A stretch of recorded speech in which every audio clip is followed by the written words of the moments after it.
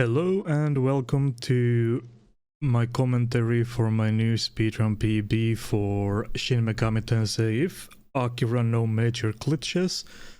On the Super Famicom version, I just managed to get a PB just about 30 minutes ago or so, and I did the run offline, so I'm doing a post-commentated run now, and yeah. Let's get right into it.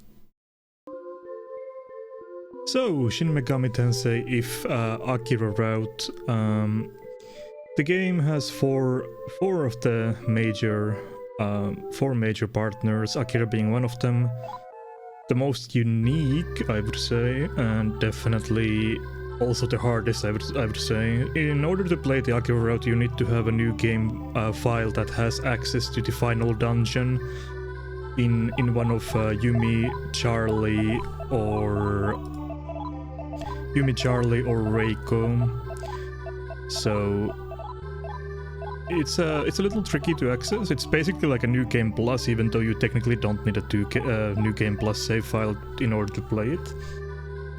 Yeah, we're starting off here going with the male protagonist. Female protagonist is just weaker overall. It's not really worth ever picking. We put our points into luck there in the beginning.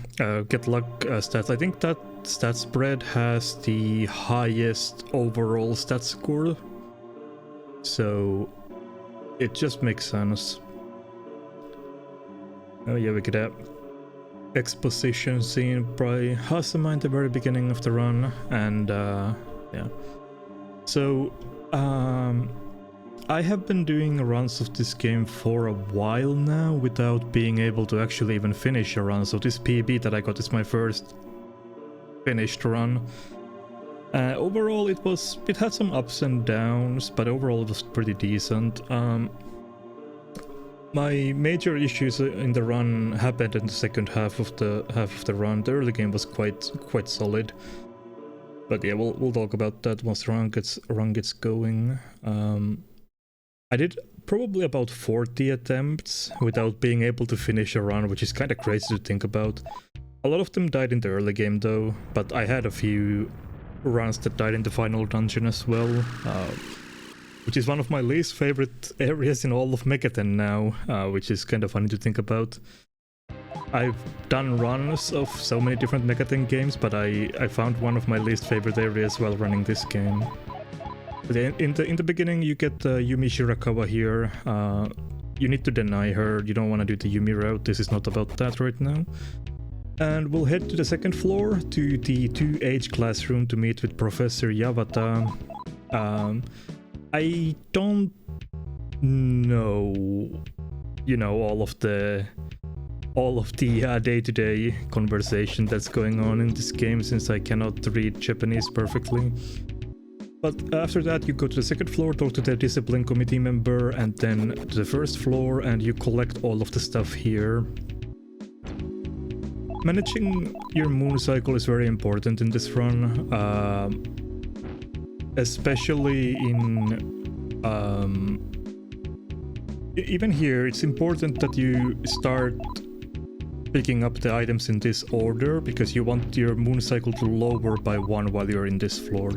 Every time you enter this sort of event where your screen goes black, it also resets your step count for your moon cycle on the Super Famicom games, so it's very important that you manage it well.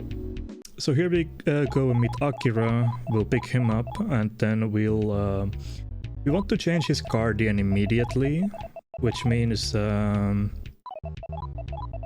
we want him to die in the first fight against the Preda, so we'll just give him the Metal Bat, and then we'll make him die here.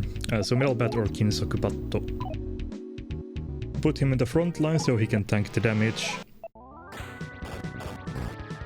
And yeah, I mentioned earlier about the amount of resets I've had in this game being kinda high, partly because of this guy right here. This game also has the tutorial Preda from Nocturne. It's very difficult to actually win this fight, because he can summon reinforcements and you can end up in a situation where you have to fight against 3 predators at the same time or something similar. Then after that fight, this schoolboy basically tells you that you can save the game here, and we're gonna say no, because there's no point in saving the game this early, 4 minutes into the run. There are a couple other spots in the run where you can save the game, but there's honestly not that many. This run is one of those where if you die, it's basically almost immediately game over unless you die in a very specific spot. But yeah, after that is done, we'll go back to the Professor Yabata in the 3rd floor and talk to him one more time. And then we're almost ready to enter the Nomos. So in Akira route, the structure of the game is very different from Yumi, Reiko and Charlie, where you play in the domain dungeons. In this you play in the Nomos dungeons, which are a bit different. There are 6 Nomos in total, if I'm not mistaken. They have varying lengths in gameplay. But yeah, after we talked to Professor Yabata, we picked up Hiho-kun, and we'll talk to the janitor and we'll get whisked away to the Demon Realm.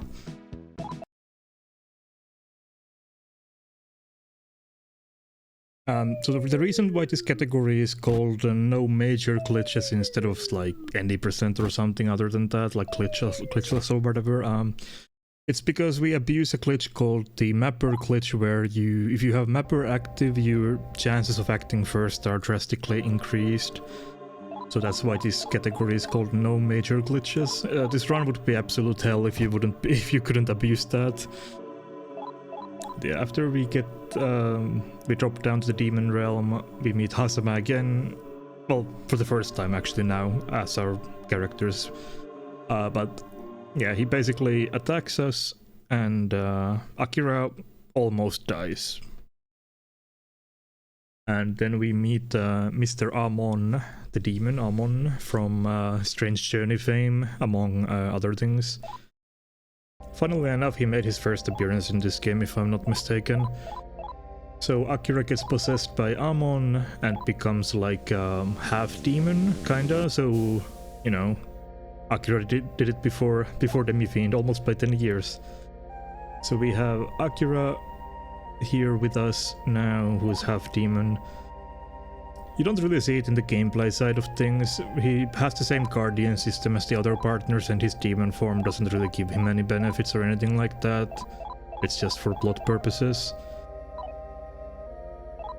You have to say no here or he keeps repeating the dialogue. And now we activate our mapper, since Akira starts with that, and then we're gonna equip him with the best gear that we have. Or all of the gear that we have. Because the demons here, they can absolutely kill you if you don't do it. And they can still kill you even if you do it, so it's a bit sketchy in the early going. So we're just gonna make our way through the first couple floors here. The Nomos are structured in a way where they have a lot of verticality, a lot of up and down floors. I made a very comprehensive guide for speedrunning this game. I drew all the maps and whatnot, and yeah, there's a lot of floors, let's just say that. So first, we have very specific stats we want. For main character we want 15 speed to start off, and for Akira we want 12 strength and 12 intelligence. That's the most important thing. We want those as quick as possible. Speed, so MC can act before the enemy demons can in certain situations. And then Akira needs 12 strength, 12 intelligence in order to recruit Sobek, or Sebek, which is it's a decently strong demon in the early game. He's gonna help us in a couple of boss fights, and he also makes for decent fusion material later if need be. This run has very fluid fusion route. You can mix and match a lot of demons in order to get the demons that we need. The simplest one is to get Siak, Ukobak, Kate Sith, and Goblin, but there are some other ways you can go about it as well, depending on what the game gives you. I'm not the most familiar with all of it. I usually have one very simple fusion route that I like to do, and I don't have that many good ways to actually adapt.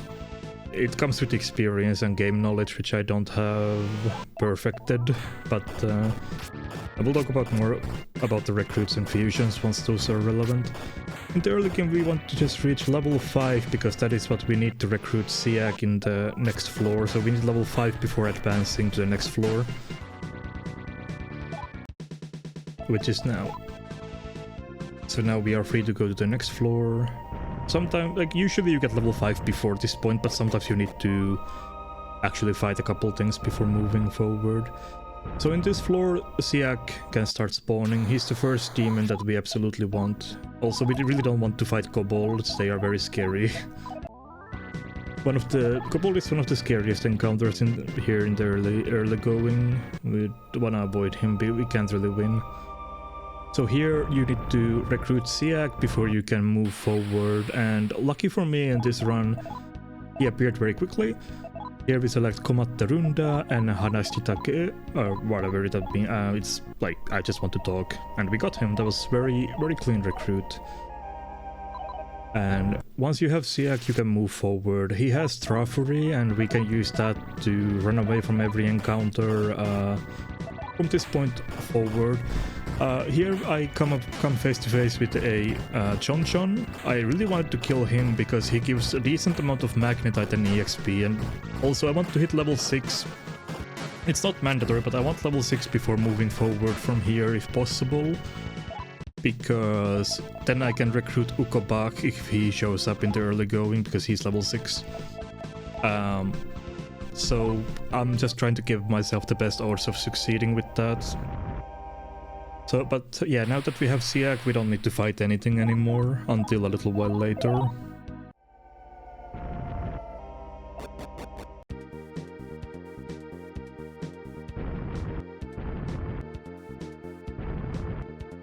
This is the first instance of doing a shopping trip in the run. So we're just gonna buy a nap card, a Rivetto knuckle, and the titanium boots. So we'll do that, equip them on MC, give him some more protection. We don't want him to die since he doesn't have a lot of HP. We'll just do that, make sure that he's protected.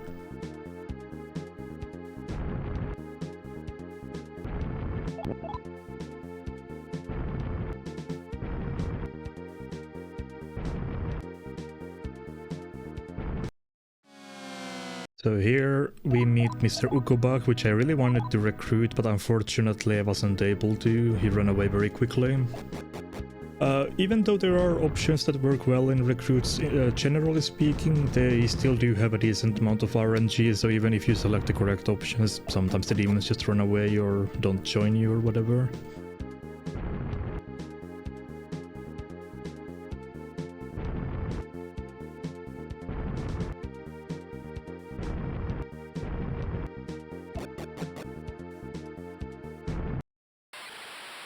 So we're just gonna make our way. Goblin is one demon that we want as well, but he's level 8, so I know I can't recruit him, so I'm just gonna throw Fury away from him at this point.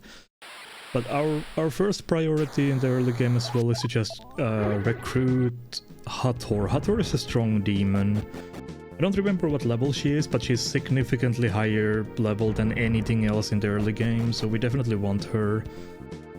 She's free to recruit and it's guaranteed as long as you recruit her on full moon. It needs to be full moon, it's very important.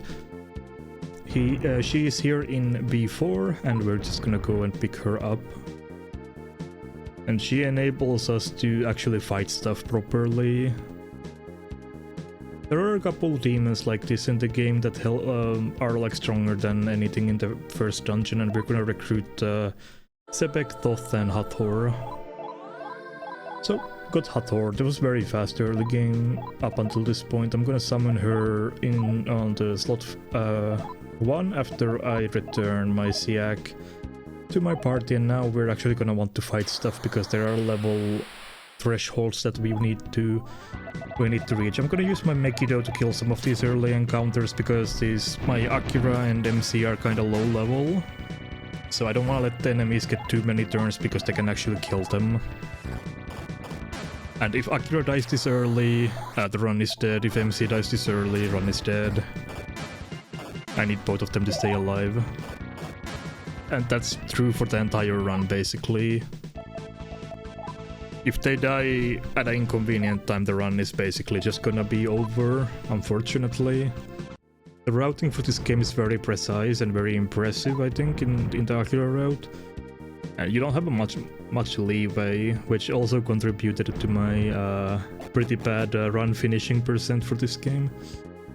Anyway, now that we have Hathor, we're just gonna backtrack a little bit to our first and only grinding spot, really. So here I'm level 8, I know I can recruit goblins, so again, Komatte Runda, and I just want to talk. Didn't work the first time, so we're gonna do it again. This time Hohoemu, followed up by Settoksuru. Oikakeru, which means to follow after him, and then select Mochiron, which means of course, and that is a guaranteed success on the recruit. Every time you select Oikakeru, which means to chase after someone, that option gets followed up by Mochiron, and Mochiron is always a guaranteed success on the recruit. So that is basically the recruit dialogue path that I'm trying to go for in all of the options that I have. So now I have 2 out of 4 mandatory recruits done, which is very good for this point. Well, you always have Siak by this point because you can't continue the run without getting Siak, but also getting an early goblin like this is nice. So here is where we are going to be grinding for a bit. The goal again is to have level 12 strength and level 12 intelligence on Akira. That's the important threshold that we're trying to meet here.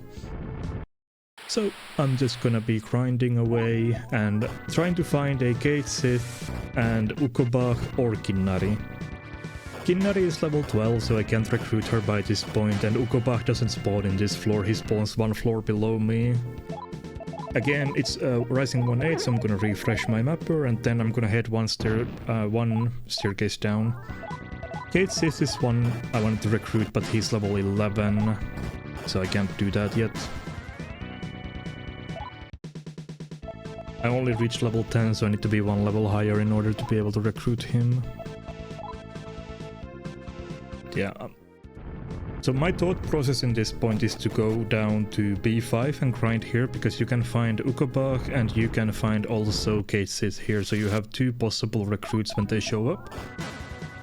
The timing until which I have time to recruit stuff is Rising 7-8. Rising 7-8 is the final moon cycle that I can stay here, and after that if I don't have my recruits, I'm screwed. But you can luckily maintain the level 7-8 moon cycle by running into a staircase and exiting out. That will reset your step count. But yeah, you can't let the moon cycle rise any more than that, because otherwise your moon cycle will be out of order and you don't have any places where you can fix it after this point. I'm gonna keep going through the doorway and out of the doorway, because doorways increase the recruit encountered odds in this game and in other Super Famicom version Megaten game as well, so just to increase the encounter rate by a little bit.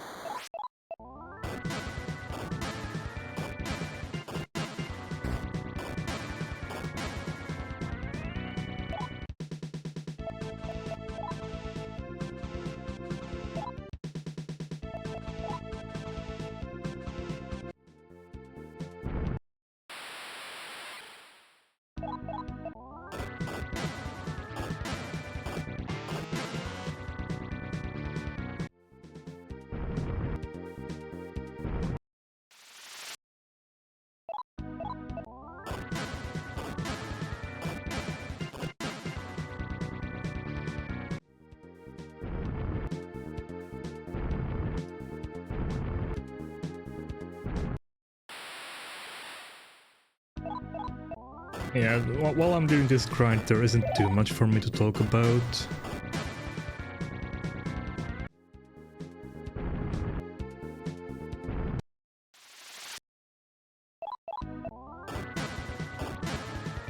Killing Dark Aligned demons is very beneficial, like John and this bird fellow, I don't remember his name. Fuxi, I think.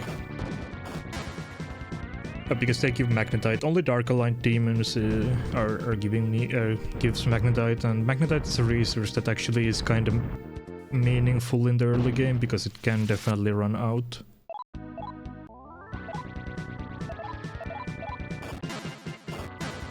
So here I have a chance of recruiting Gate Sith since I'm also level 11. Again, Komatta Runda, Hanashita Dake, and recruit successful. So now I only need Ukobach or Kinnari.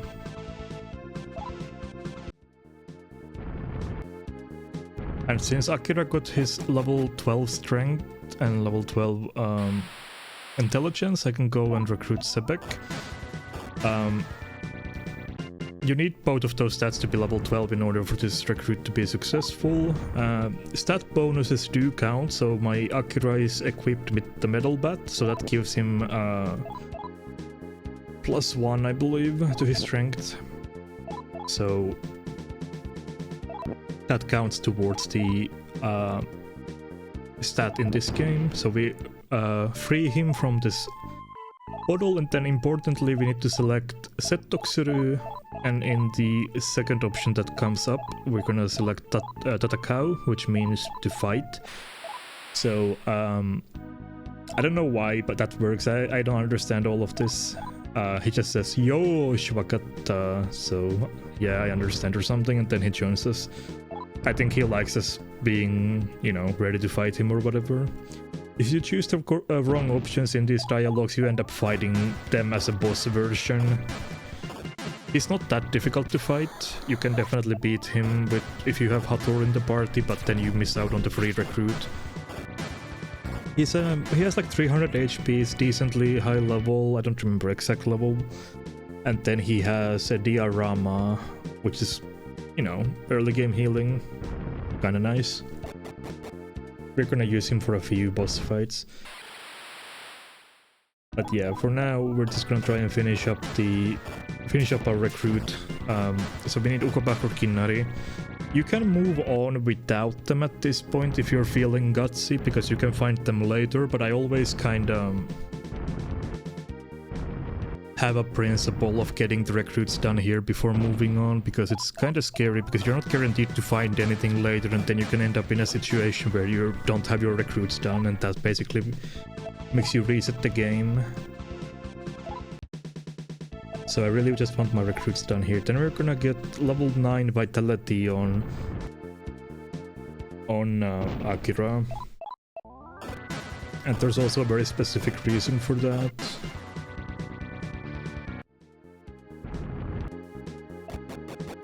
Yeah, I'm still trying to just get my recruits done. That is the main priority.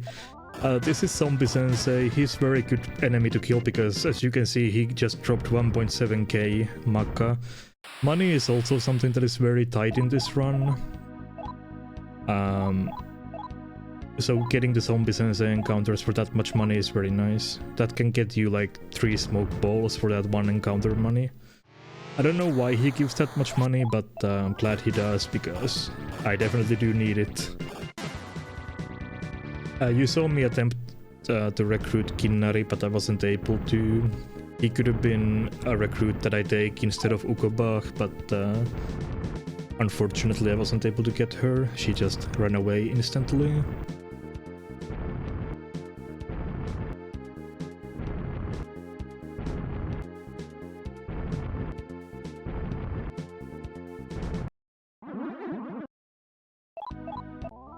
At this point I have basically a choice to make. I usually think Ukobach is easier to recruit than Kinnari, so that's why I go downstairs here, because I want Ukobach recruited. I want to give it another chance, and here he is. usual pattern of recruit, and we get him. So now my mandatory recruits are done for the rest of the run.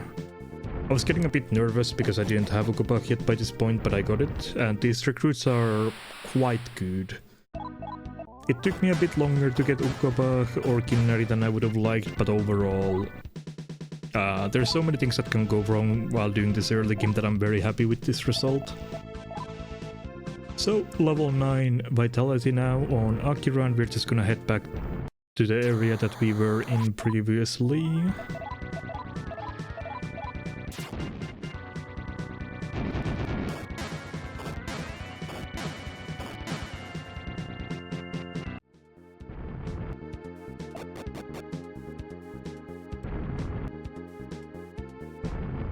So we have basically done all of our to-do list. We have our recruits, we have our levels, we have Sebek. So our to-do list is looking good. We have one more thing to do before we can fight the boss of this area, and we need to... Well, he's a bit further in anyway, in the dungeon, so we do need to make the trip there. But we also want one more this kind of recruitable boss in our party, and that's going to be Thoth a bit later. In order to recruit Thoth, you need to have Sebek in your active party, so you can't get Thoth if you don't get Sebek. So they are sort of connected. So without game knowledge about the early game for this, it's really difficult to get all of these good boss encounters as your allies. Obviously in a speedrun we know this stuff, but if you're playing for the first time, I wouldn't be surprised if you miss out on all of these.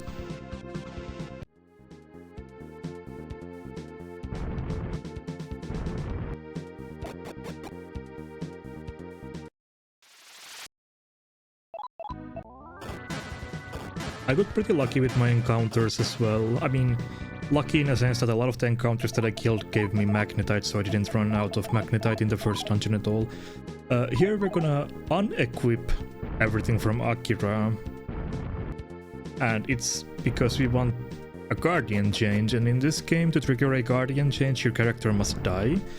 And there's a bar you can check in your status menu that tells you, okay, how much guardian points you have. If you have enough, you get an upgrade to your guardian. If you don't have enough, you get a downgrade.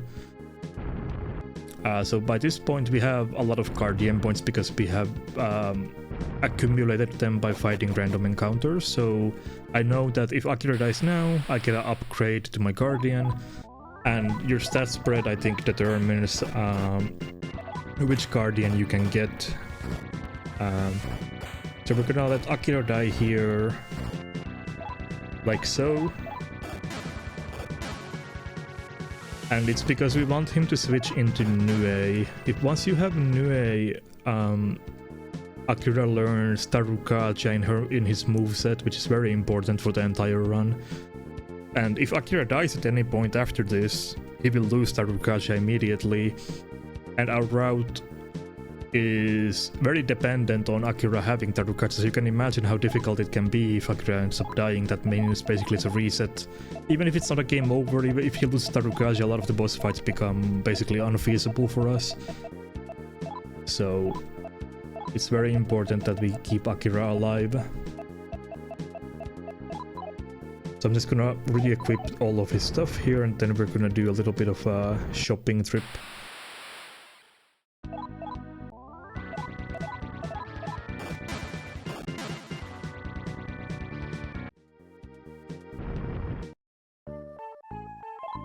I'm gonna sell a lot of these drops that I got from random enemies, so block knife, helmet, Bakubatto, Roda, Breido, Straisa, Mahabufu Stone, Koresekku, Asemi Knife, Dokuya, Mahara, and other stuff, Muscle Drink, Jettobora, and then we're gonna buy one Maharaki Stone. You can buy also a medicine here if you want. I bought 4 dis paralysis and 2 poisons. And then I bought like over 30 smoke bolts, which is this Enmakudan. You want the as many of these as possible, but you still want to keep at least 2k over. So I think I ended up with like 32 or something, which is a very good amount. And then again, we'll just keep fighting stuff with Hathor. We'll get some EXP while traversing through the dungeon.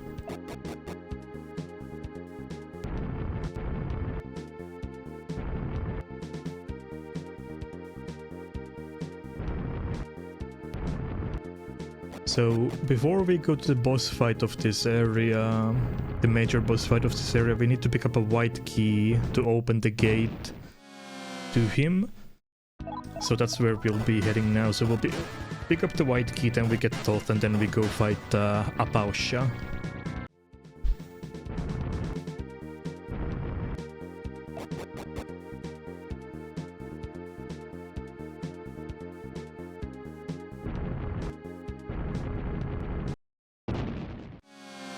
It's important that we arrive to the boss fight at 1-8 moon cycle, falling 1-8. You can take some extra steps to burn cycles if you need to make it happen. Ideally you just arrive there at 1-8 perfectly, but it can be a bit tricky to do. That comes with experience. You can take some extra steps in certain places to lower your cycle faster.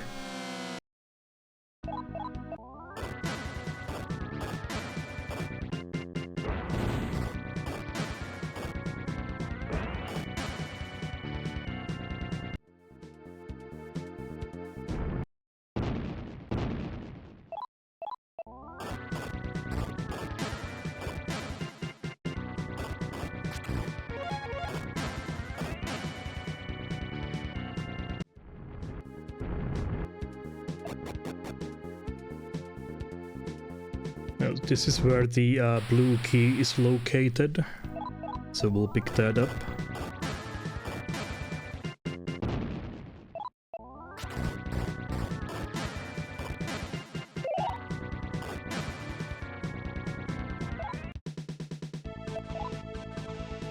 We started putting points into hero strength, and that's because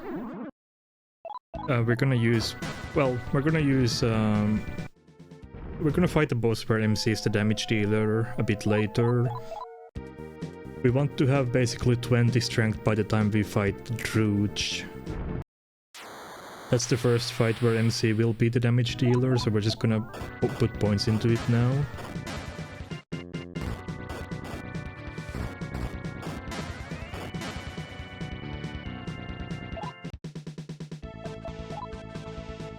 Akira has started pumping his intelligence because we need him to use the item Hikobari, which is basically an instant kill Mudo spell in item form, a bit later, and your intelligence determines the hit rate, so I'm just gonna start increasing it now. We want him to eventually hit level 20 on intelligence.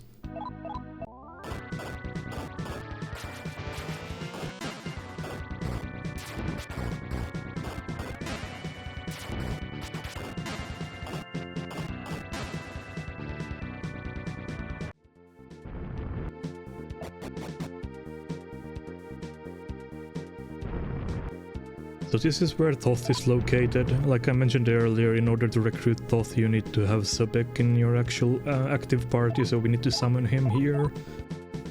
We're gonna summon him in front of Akira because this game has the setup where your backline characters are less likely to get targeted than your frontline. In the dialogue with Thoth you need to also select Set Toxiru, which is to calm down or something, I think, and yeah, now we have Thoth in our party as well. And now we are ready to go fight the boss.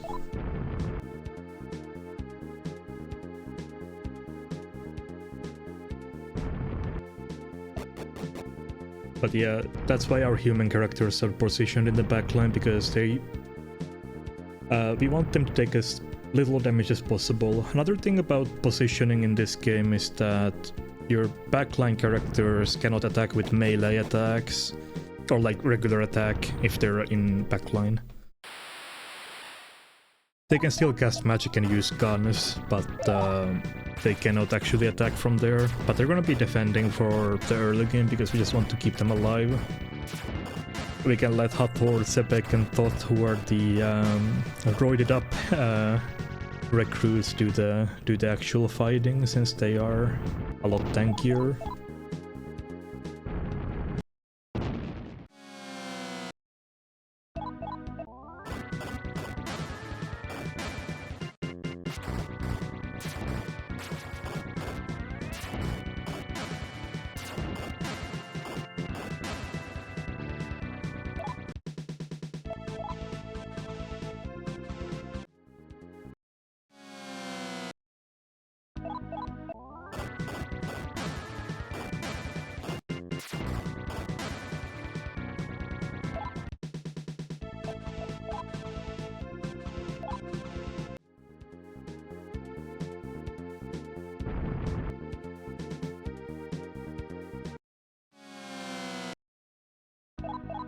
Yeah, so I arrive here to the boss fight at around 2-8 instead of 1-8, so I need to burn one cycle. I could have done that earlier, but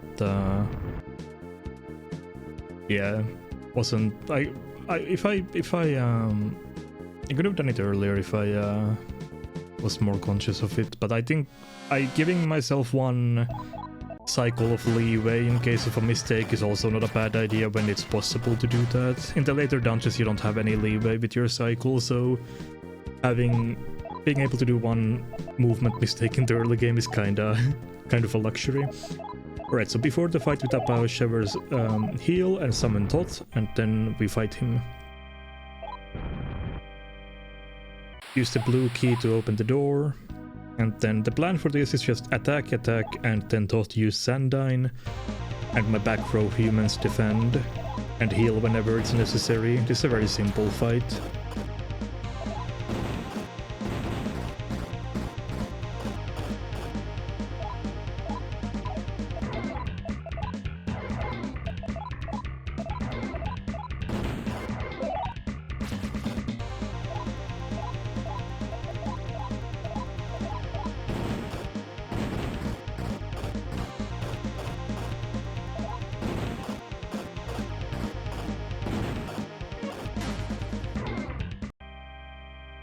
And Abausha goes down very fast.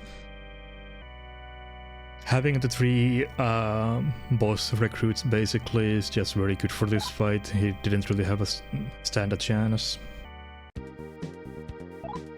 So I'm gonna de-summon my Sebek and Thoth and summon Siak because he can Trafuri again these encounters away, and I don't want to have a full party while marching because I will drain my Magnetite very quickly.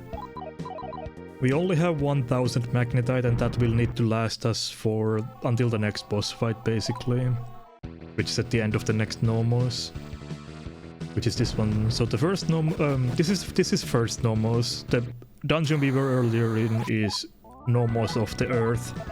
The naming schematic is kind of confusing because you would think that the first, like, Earth of Nomos would be, or Nomos of the Earth would be the first Nomos, but it's not called that. This place is actually the first Nomos.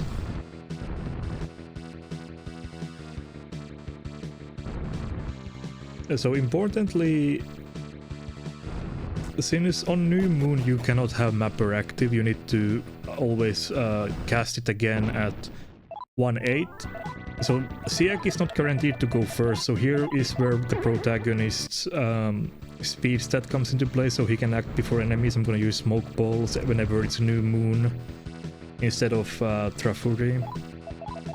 And then I'm gonna cast Mapper again, and now it's safe to cast Siak's Trafuri again.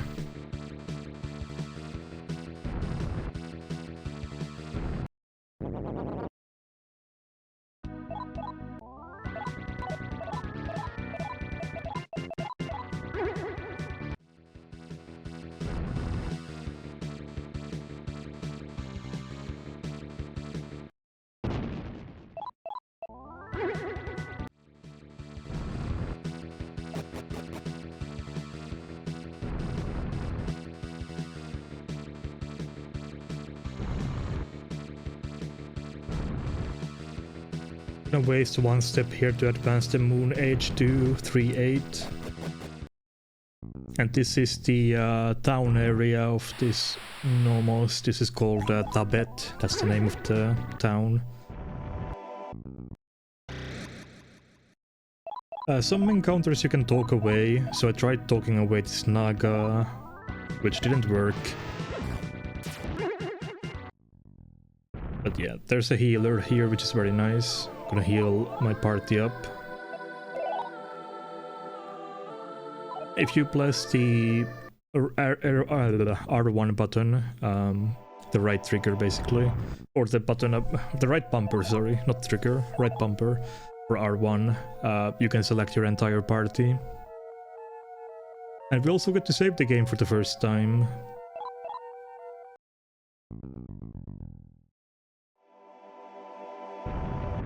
So the boss of this Nomos is located in this town, which is also the reason why there's so many demons around.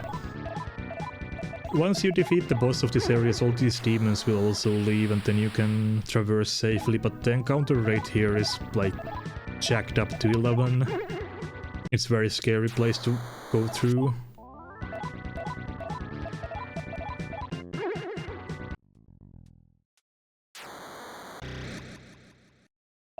So here again I talk to the Naga. I try to calm him down and he gets mad. Then I try to Trafuri away and yeah, I'm in some deep trouble. Everybody's asleep. My Akira died, so I reset the game instantly because if Akira dies the run is over. So very good thing that I saved here. At this point I was kind of molding, like, well, not really molding, but like slightly annoyed because my talking was not working against the enemies. And I hate this area with a passion because the encounter rate is so ridiculous.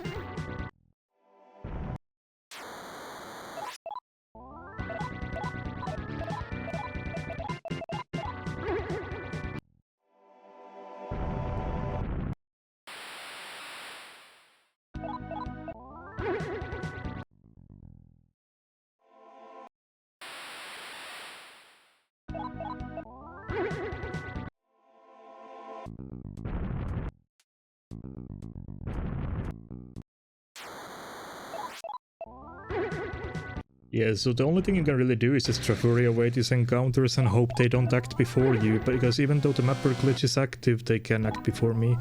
And also, if you get follow-up encounter, the mapper glitch doesn't work on them anymore. So if you Trafuri away and there's a follow-up, there's a good chance the enemy goes before you, and it's very scary because my Siak only has 46 HP. So he can absolutely get killed here. These enemies are like mid-20s, 30s, and I'm all like Siak is level 5. So you can die in one shot if you get unlucky enough. In this section of the town there are some trap tiles that can cause various ailments like poison or paralyze, and they can do damage. You can avoid all of them, but for moon cycle purposes we want to actually take the shortcut to preserve our moon cycle. So this is where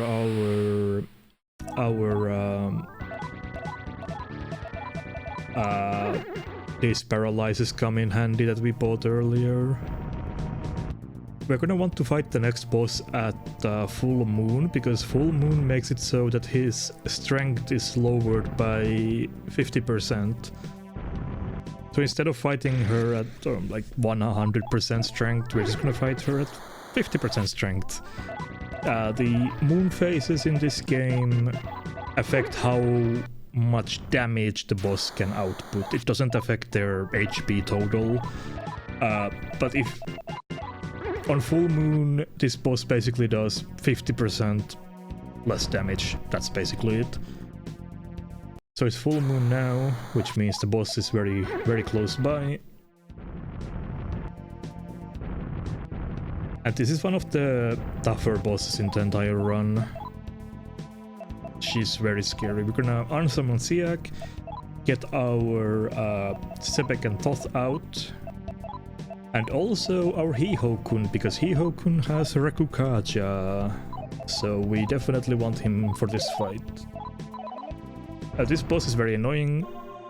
They like to spam ailments, mute and sleep, basically.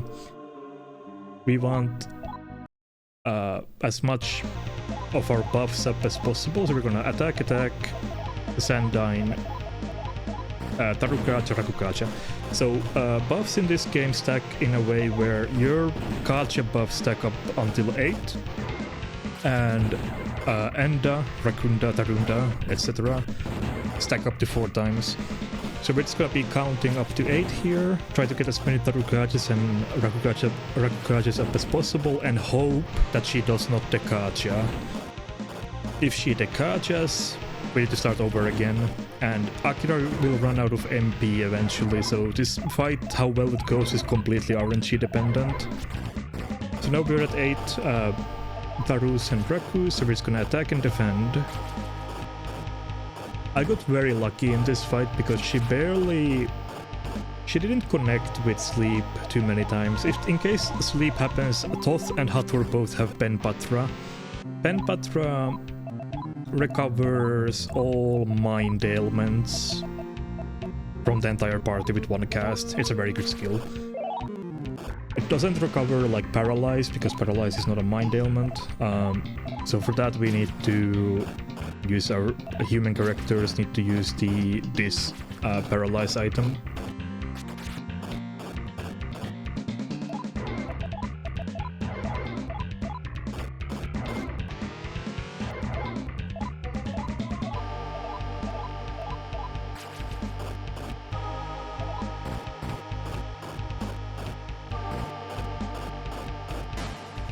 That was a very clean fight. That's the best Bushiasta fight by far. That was basically perfect. So very lucky. She didn't Dekaja even once and I was able to just keep wailing at her. The worst thing that happens is that she uses Dekaja immediately once you get to 8 Tarukajas, and then you are kinda screwed. Then the fight will take a lot longer. So now that we defeated the boss, this area has become safe. So there's no more encounters in this town, which is very nice. If I had to walk back through that encounter hell, I would be kinda miffed about it. But yeah, we're gonna go through a couple traps here, because we want to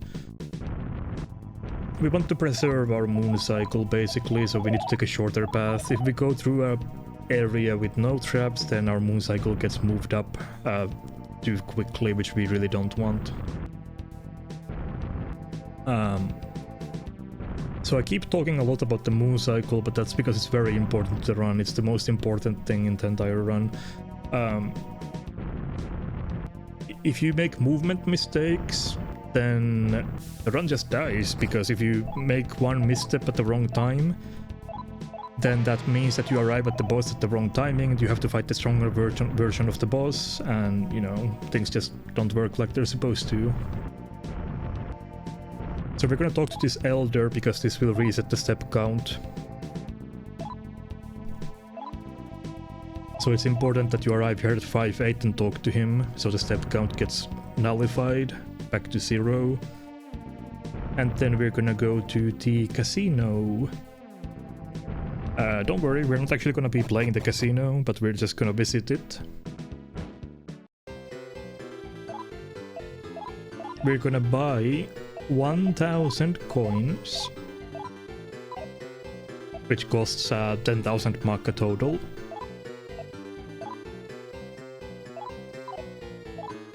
Then I accidentally exit the casino, but we're gonna buy the item Ganko no Ken. It's a sword that we will equip to the main character, and that's what we're gonna be using for the next boss fight.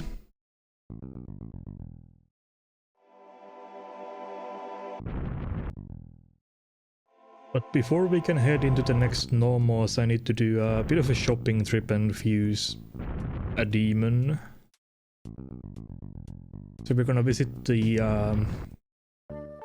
junk shop, and we're gonna sell a bunch of stuff that we don't need. First off, equip Akira's weapon so we can sell it.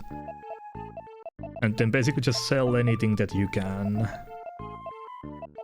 Anything that you can. Jettobora, Dancing Hiru, Izan no Tanko, you know, all of that stuff, basically.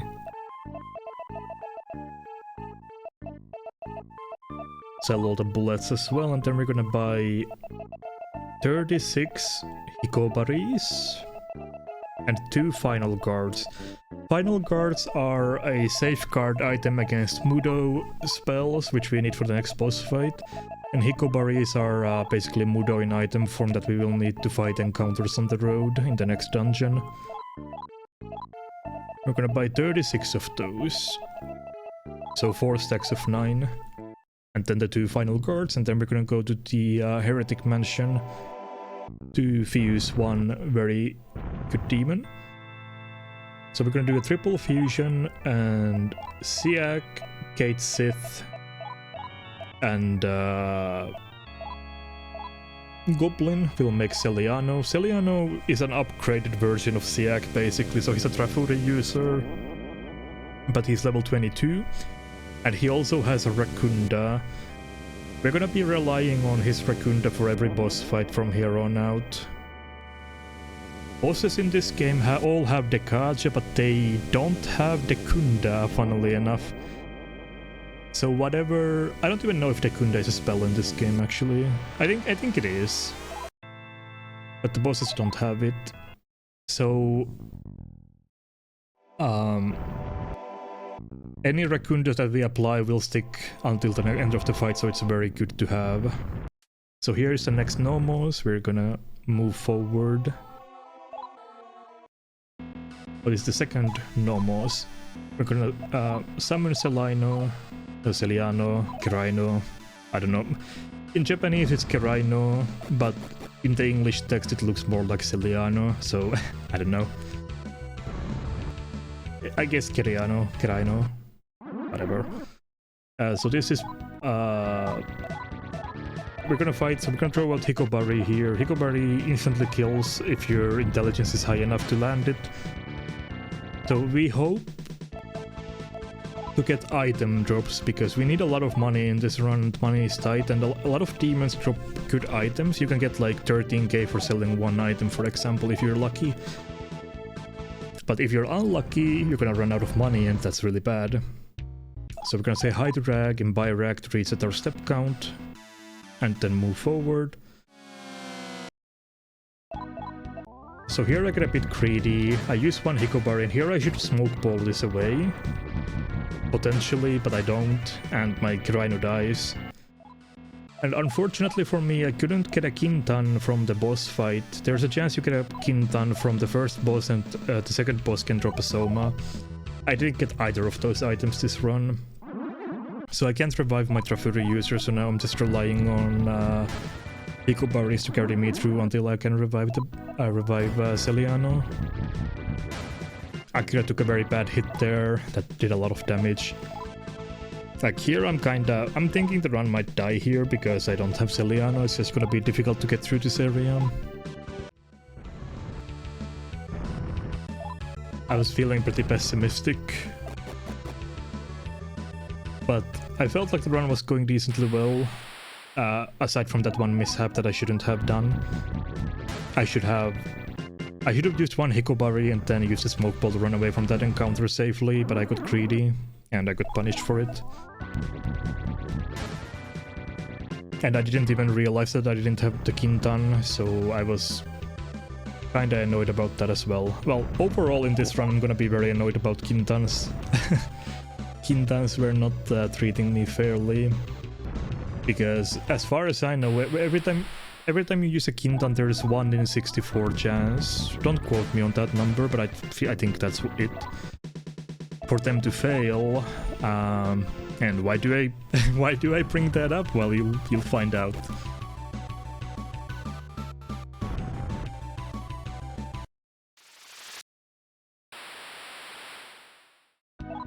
So this encounter I can't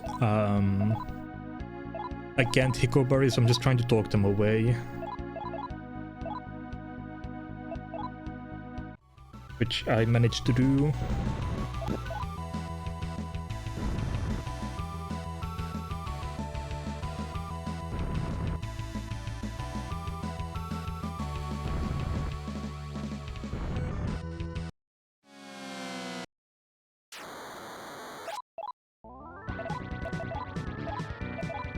So Yaxini gives me an item drop here, which I really definitely needed, because my money is so tight. Actually, no, she didn't give me an item drop.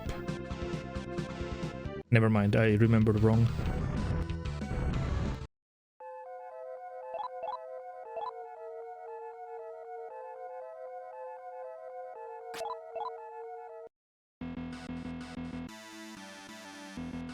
But yeah, here's the armory shop. We're just gonna enter it and we're gonna buy a couple things. We're gonna sell first of all any drops that we got in order to afford it.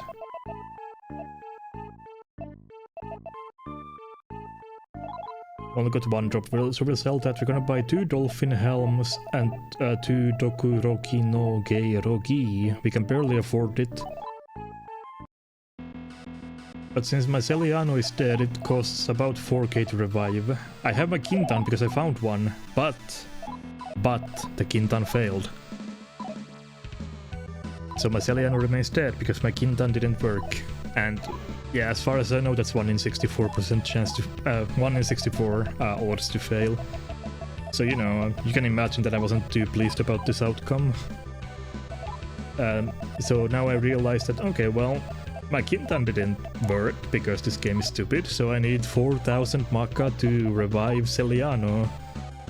There's a heal terminal in the next floor, but I can't move forward before I have 4k, so I'm gonna have to grind here. Without letting the moon cycle advance. So here I was starting to really feel pessimistic. Thankfully with Dokuro no Keiroki and the Dolphin Helms you are reflecting physical, actually. So we are pretty safe in that sense. We can still die of course, but we are not that vulnerable.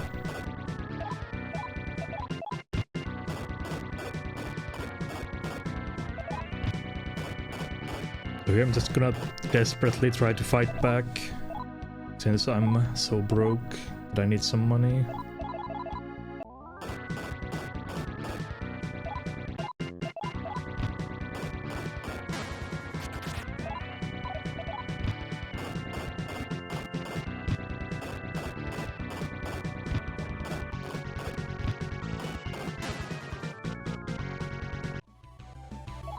I'll check my money. I have about 2k, I need 2k more. I'm gonna enter the staircase and come back to keep the moon step count. Do not let it increase. And we find Nemhain. We're gonna Hikobari. There's a lot of Nemhains actually, and she actually gives me an item drop that I can sell, so now I have enough money to revive my Celiano.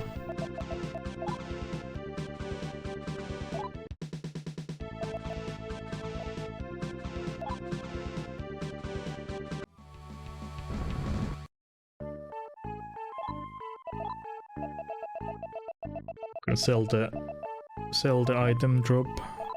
That wasn't the best item drop, but it was 2k, so you can get, I think the highest drop you can get is 14,000 from Morrigan.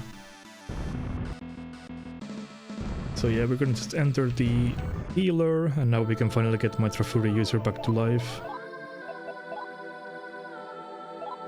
Yeah, 4.4k to revive. Very expensive.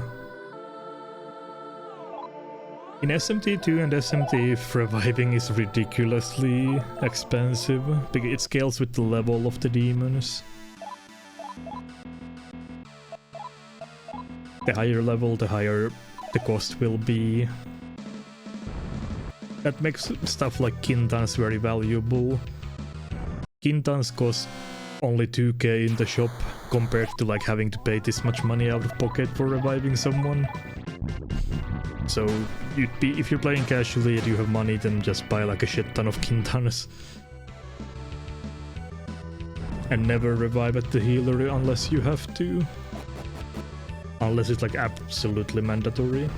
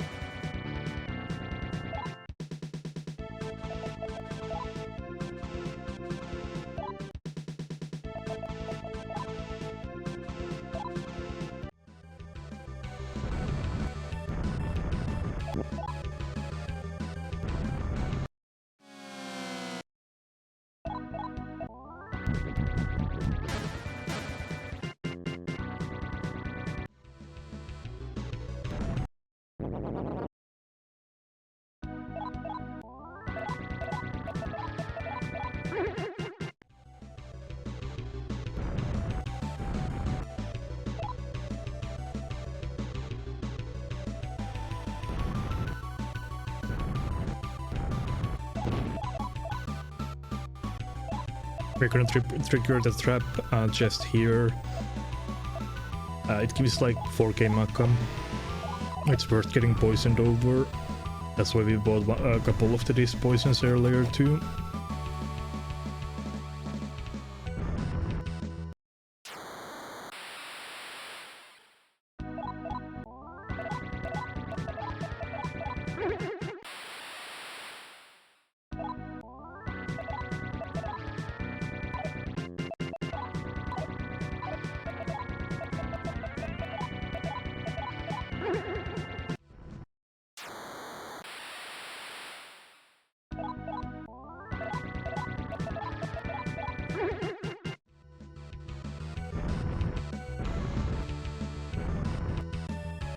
So we're gonna fight this next boss at New Moon, which makes her damage go up to 162.5%.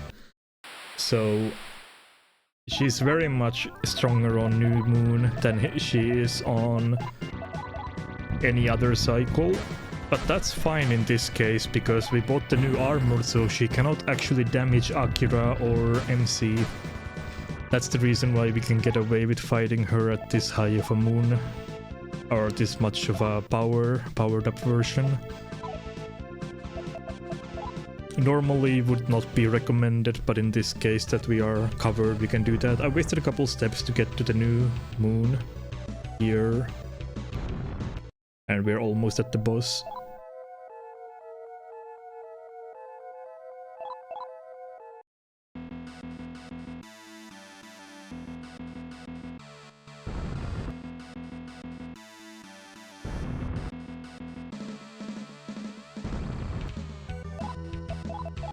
So we're gonna de-summon Kiraino.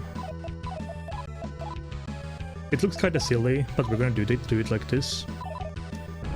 And the reason we do this is because she has an attack that can turn enemies into flies. Which Final Guard is the item that protects us from that, but we want to make sure that we summon our Kiraino after she uses it. She acts before us, so she attacks, we summon. If you don't do that, she might Kiraino might get turned into a fly turn 1, which is not what you want. So now we're just gonna put our buffs up, Tarukaja Rakunda.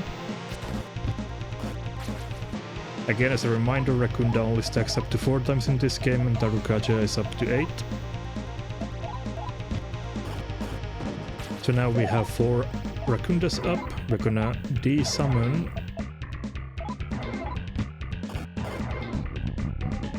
Unfortunately, Kiraino got mudoed before I got to de-summon him. I was really annoyed about that. I really wanted to keep him alive, but he just ended up dying just before I got him out of the fight.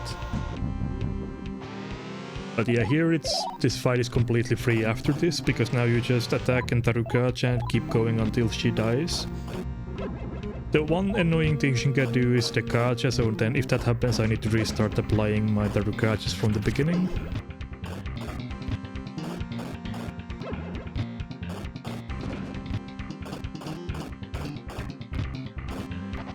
And that's the animation for the gacha. So now we're gonna restart from 0, try to get back up to 8. We're just gonna keep attacking her, and she's also gonna damage herself by reflecting damage back at herself.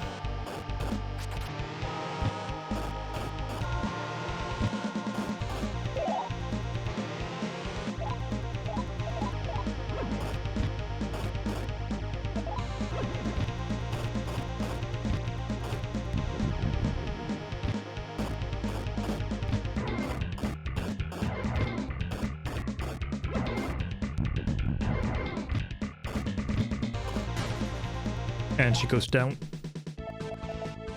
Not too bad of a fight if you know death like me and Akira currently do. Sadly, my Celiano died before. Well, he got all of his Raccoondas up, so he did his job, but sadly he died just before I was able to get out of the fight. Get him out of the fight.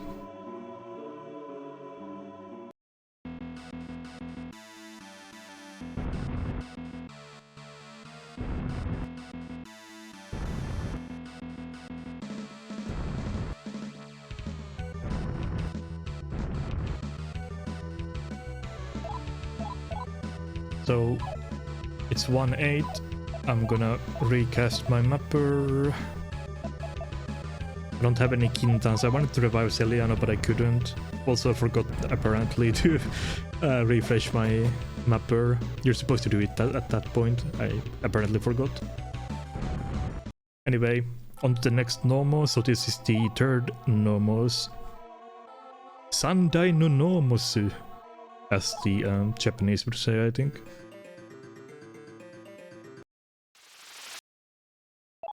What is Morrigan? Morrigan is very good for the item drop that she can give, so definitely want to Hikobari that.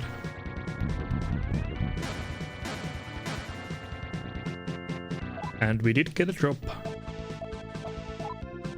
So here I have 24 speed. Now I just want to bump vitality for both Akira and MC to keep them alive.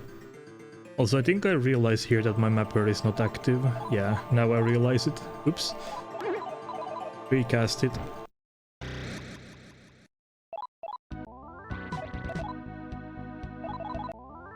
It's unfortunate that my Celiano spent so much time being dead in the last dungeon and in this dungeon. I really would want him to be alive so I could escape from some of these fights. Luckily Hikobari also works decently okay for a lot of them. I'm gonna enter the staircase and go back because that will reset the step cycle. Gonna talk to this weird looking guy here. I don't know why we do this, honestly. I think that's just something you need to do, like story related reason, somehow. I don't know what happens if you don't talk to him though. Never tried it and never want to try it either.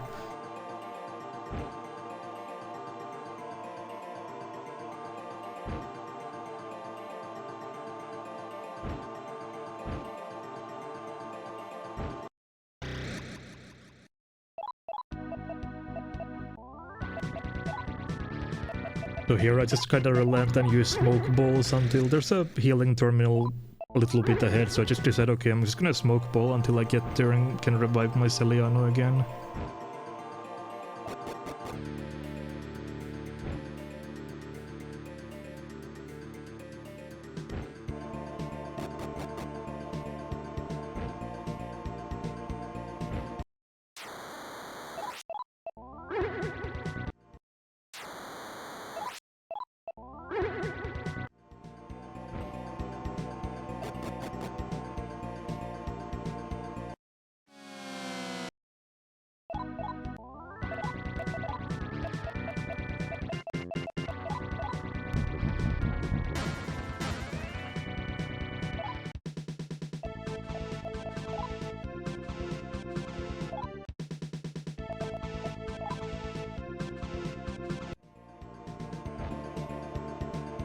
Here I make a small movement mistake and go up to the next floor. I immediately realize it though and go back down. No harm done. so here we'll do the last fusion of the run. We're gonna fuse RS, so we're gonna use Ukobach and Toth. And make RS. We do this because he has Sukukaja. Sukukaja is mandatory for the final boss because the final boss can dodge a lot of attacks if you don't have Sukukaja. Aside from that, RS has Heat Wave, which is a decent multi-hit skill in this game, I believe, and then he has Tarukaja as well, which is helpful for a boss fight, so now we have 2 Tarukaja users. But the main reason is we need the Sukukaja. That's the most important thing.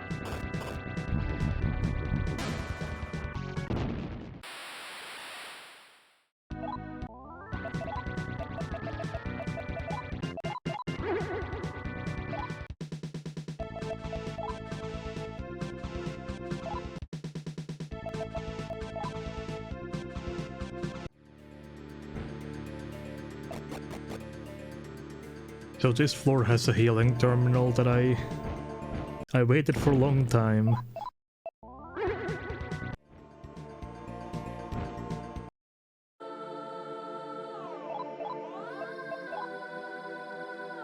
Another 4k down the drain. Luckily I got very good item drops in this run, otherwise you wouldn't normally be able to afford this. I would be kinda screwed if... Actually in hindsight, reviving here was kinda silly because I could have just gone to the next junk store, which is actually in the next floor, to buy another Kintan for a cheaper revive instead. So now that I think about it, that revival was actually kind of dumb. Well, you learn something new. Live and learn. It's a bit of a mistake.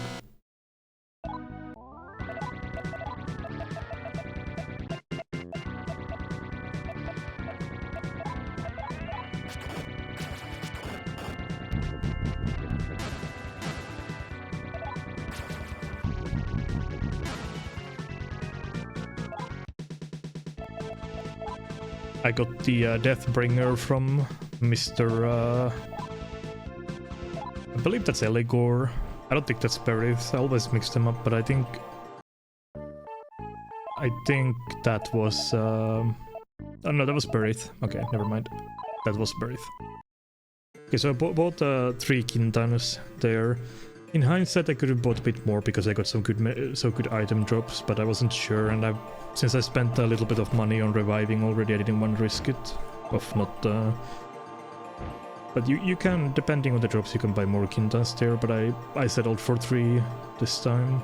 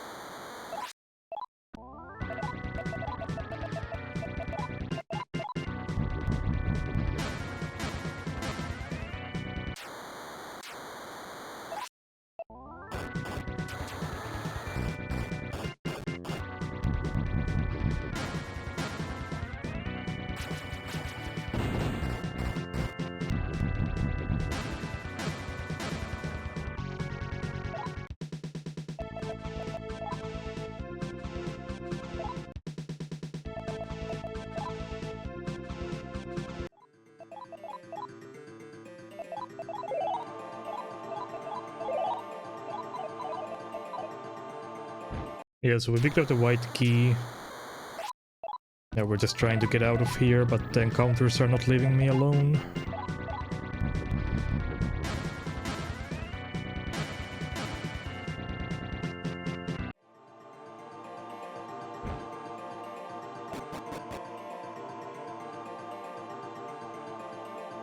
I spent a moment here trying to remember where I am because the encounters kind of threw me off my navigation, but I was able to recover quickly.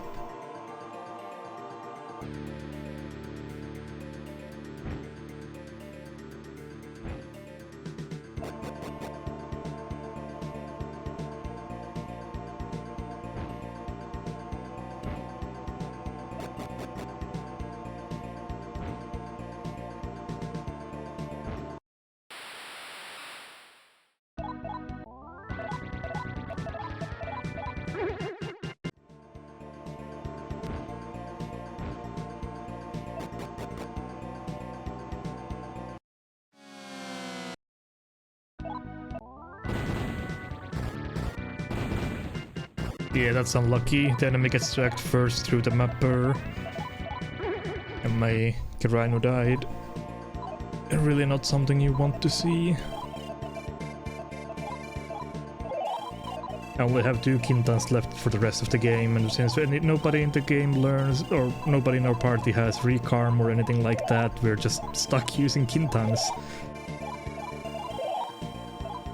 There is a chance you get them as an item drop from random encounters though, and I believe I do get 1. Or maybe even 2 Quintan drops, maybe, I don't remember.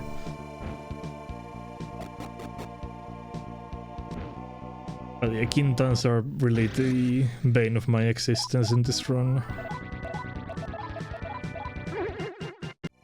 My Celiano dies so often. It's kinda ridiculous, even through the mapper glitch, he just gets sniped over and over again.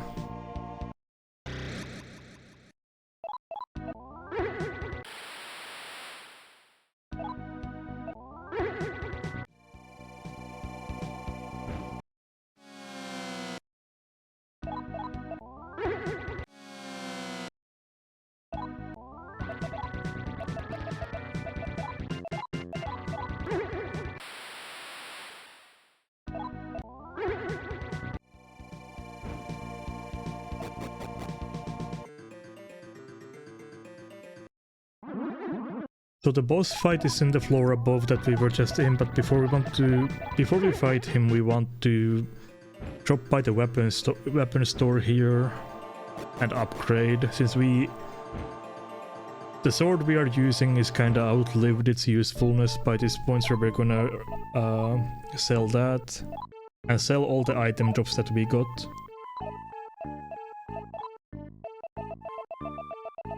So, as you can see, I got a lot of good stuff. 2.8k there, then 3.4k twice. Then I got the 14k from Morrigan, I got a 12k Deathbringer. A lot of good stuff. I had a lot of money this run. That was really nice. Usually I'm struggling for money. We're gonna buy a bullet gun, M134, and then we're gonna buy Noroi no Dangan, which means basically cursed bullets, so they inflict a curse element, I believe, or something. Or I'm not sure, but we're just gonna buy them for the damage. I think I'm not exactly sure what the bullets do, but I know that in the final fight against Hazama, you can ailment him so he can't act with these bullets. But yeah, I'm not 100% sure. Like, I know Noroi no Dangam is cursed bullet, but I'm not entirely sure about the ailments in this game, what ailments are available.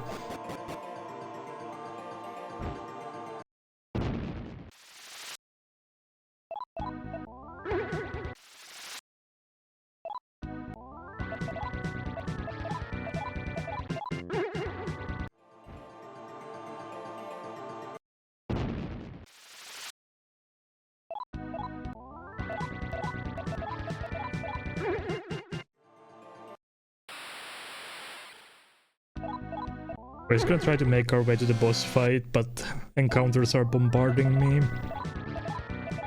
Mammon is a boss fight that hits super hard, if he feels like it. Sometimes he can hit like really hard. So we're gonna aim to fight him at 4 out of 8, which would lower his strength to 50% instead of the strong version. So we're just gonna try and fight the weaker version of this boss as well.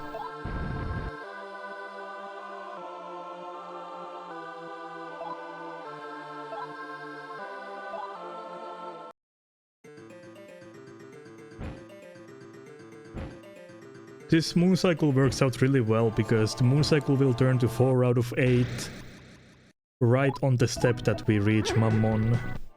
So it's very well routed out. Yeah, there we go, half moon right in front of the boss. I'm gonna summon Ares and summon Hathor. Hathor is for healing, Ares is for extra Tarukajas and also some extra damage with Heat Wave. Gonna heal everyone before the fight starts. And yeah, this is Mammon. Very cool design, Chicken Man. So plan here is to get the 8 Tarukajas, 4 Rakundas. After 4 Rakundas, Celiano can get returned to stock. That's all he needs to do in this fight. And then Ares and Akira get the Tarukajas up and Hathor heal with Mediarama whenever it's whenever possible. I'm gonna play it kind of safe and try to heal my Celiano immediately. I really don't want him to die in this fight. Also, Mammon has Dekaja, so obviously you need to reapply Tarukajas whenever he uses it like there.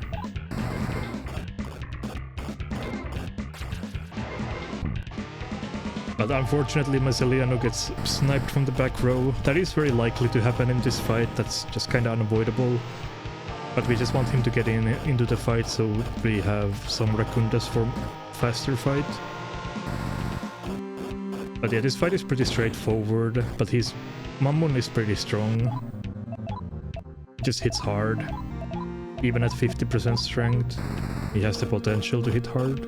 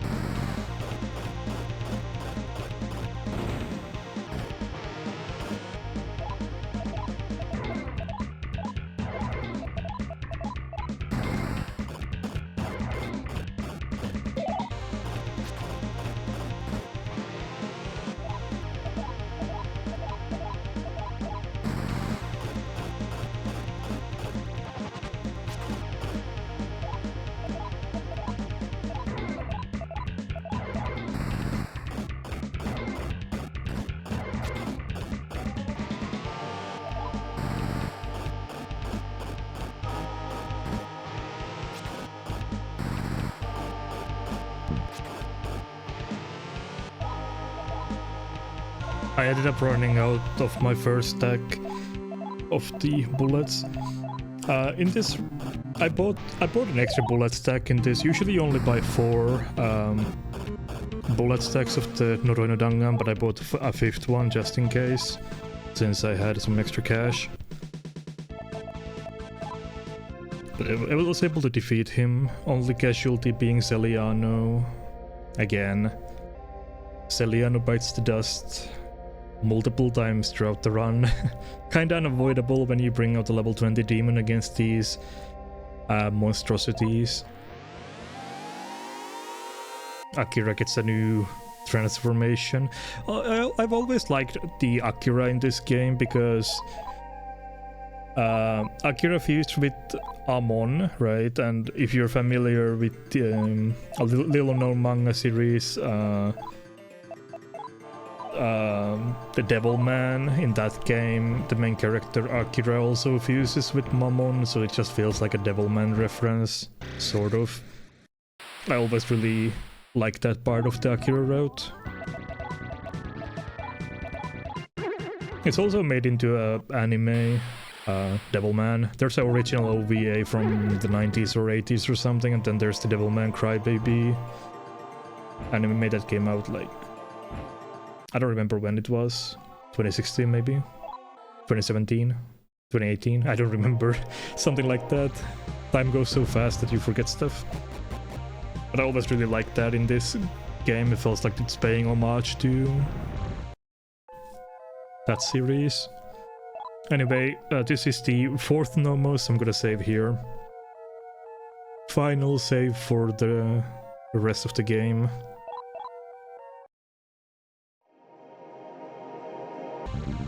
This is a bit of a teleporter maze that you have to get through.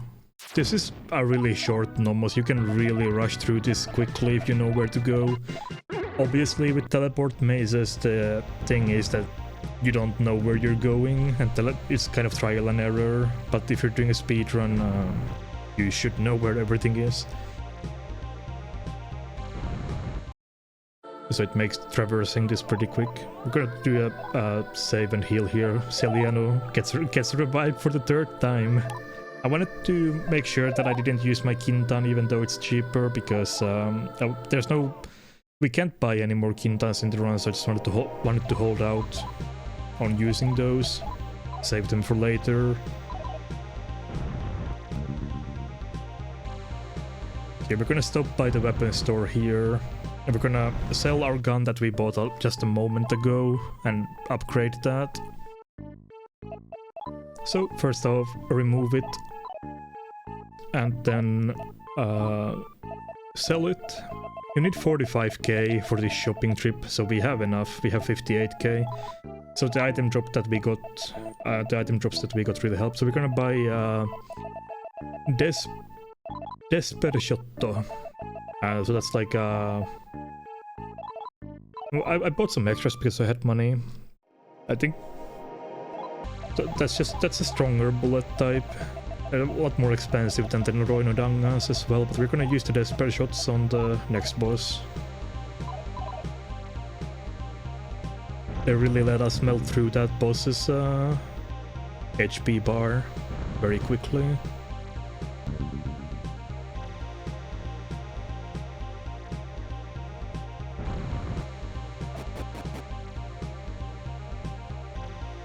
We're almost at the boss already. It's very quick to get through this section. It's really only like... You only do the teleporter maze and then like 2 floors of movement with some traps on the floor that can inflict bind, and then you're already at the boss. It's really quite quick. And this split went like incredibly well in this run as well, so it was like ultra quick. I barely got any encounters here, which was helpful. Sometimes you get like stuck here forever trying to run away from stuff.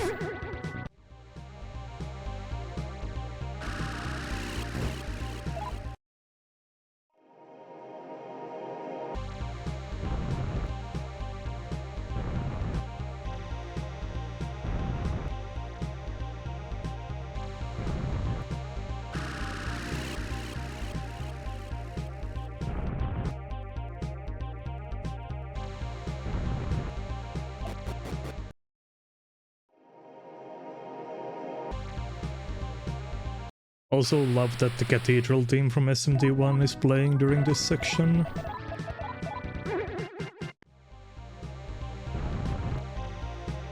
It's interesting, like the SMD if soundtrack is just recycled from SMD1 and SMD2, but it's really enjoyable. I really love the boss theme from SMD1, the mutually assured destruction. It's really good. And then obviously you get the Cathedral team, you get the Ginza team, you get the Chaos and Law team. So many good tracks in the... Even though it's just a compilation, it's not like a... You know, it's still cool to see. Kind of recontextualizes those tracks.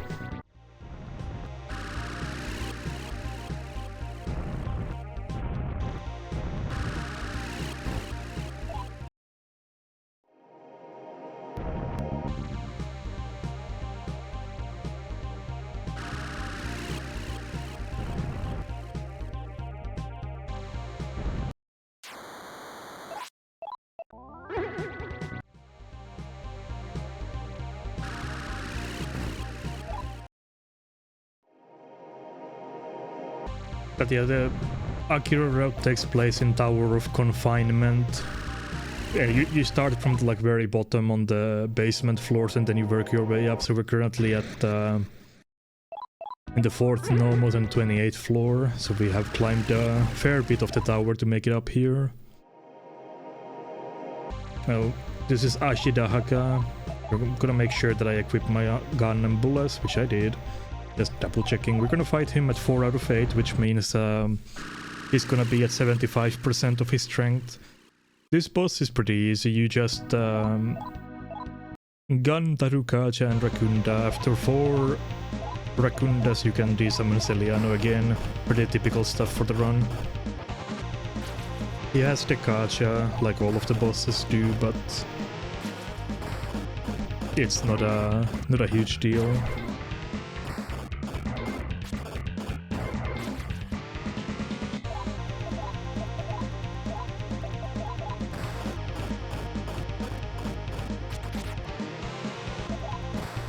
I was able to return my Celiano without him actually dying this time.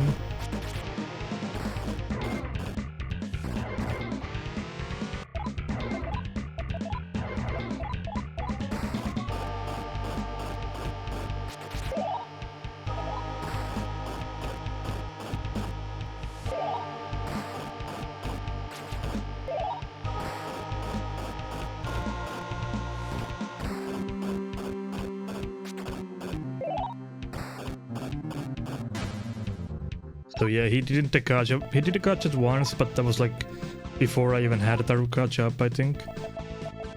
So this fight was very easy. Very polite fight. A lot of the fights in this run went particularly well, which I'm very happy about.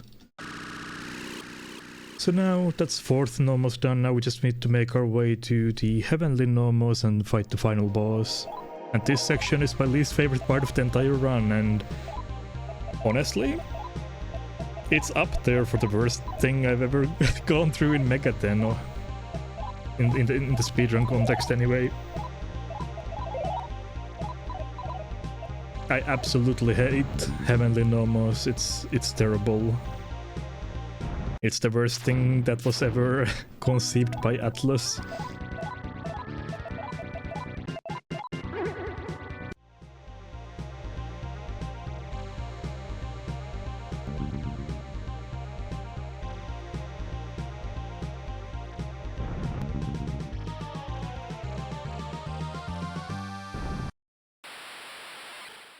Just need to get through this section.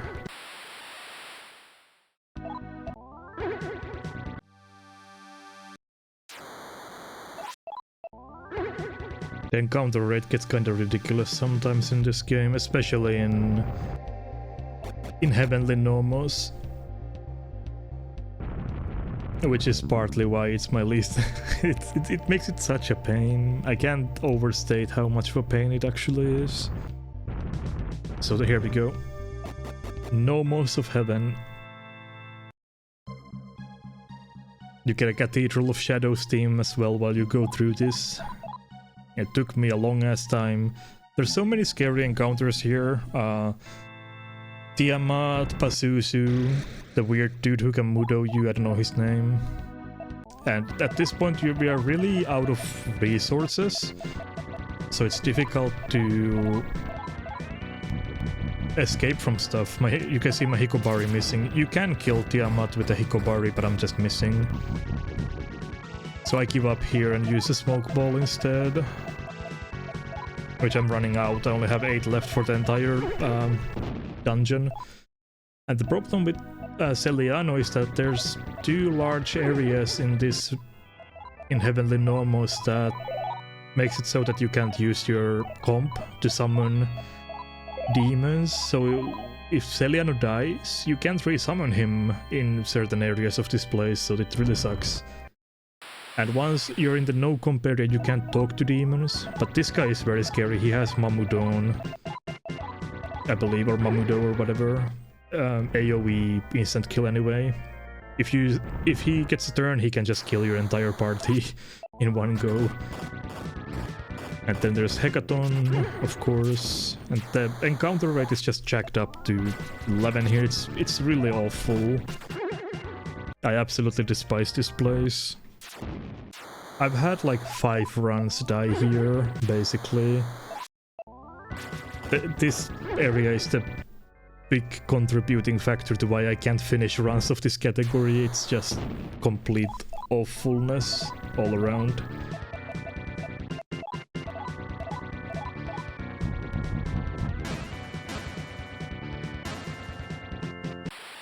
I feel like I might need to start buying more Hikobaris or something for this section, because they seem sort of reliable in dealing with some of these encounters.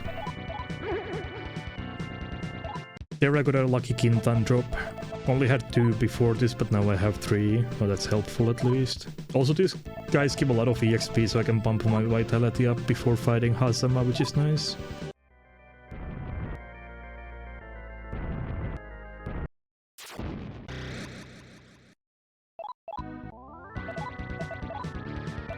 But yeah, I don't know what's going on with my Hikobaris. I just can't hit Tiamat today with them for some reason. That's like the 3rd time.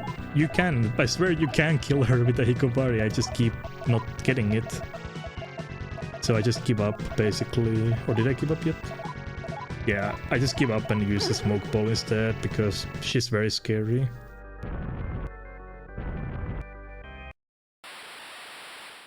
And the encounters just keep coming with no pause at all.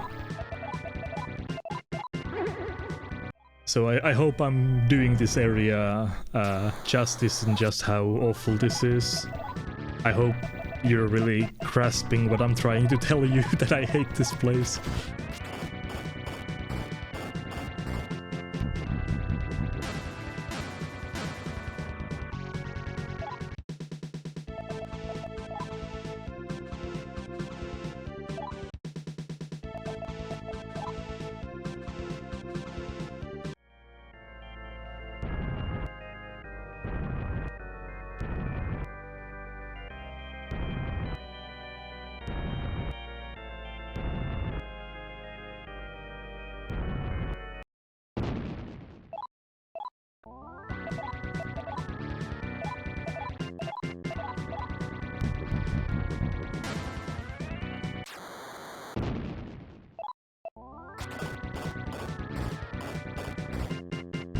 So here I run out of Hikobaris, which is terrible. I only have a couple smoke bombs left, so I'm really just... Now I'm getting like desperation mode and just trying to use Celiano to Trafuri out.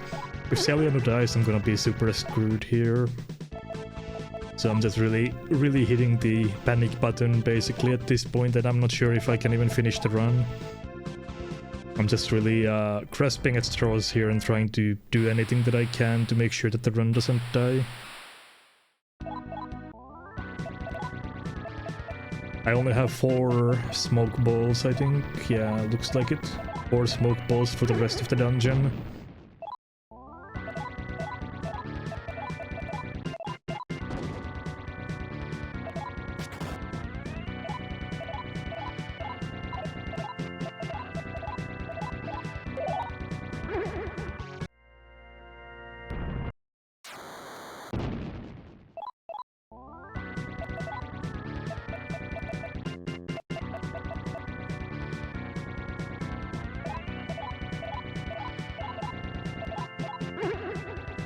There is a backup fusion that you can do to make Serket and use him as a Rakunda user. But that would mean extra recruits, I think. I don't remember what the recipes for Serget are.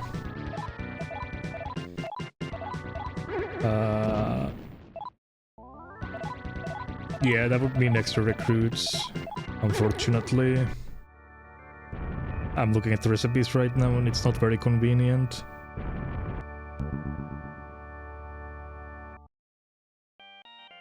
So the odds of you actually getting Serget without farming for the encounters is very low.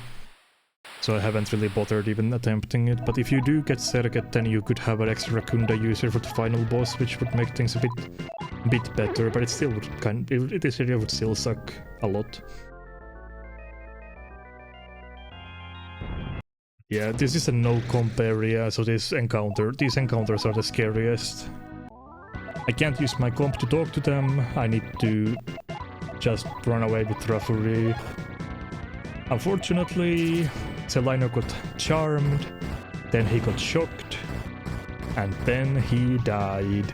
So now I'm stuck in a very bad situation where I can't run away, I can't talk to them. I'm out of smoke balls, as you can see. I'm looking frantically through my list, nothing. So the only thing that I can do is either YOLO escape or fight. I have extra bullets, so I'm not worried about my bullets running out, so I just decide, okay, well, I just have to fight. There's no other way. Just fight through this encounter and try to somehow make it to Hazama without anybody dying, ideally as well.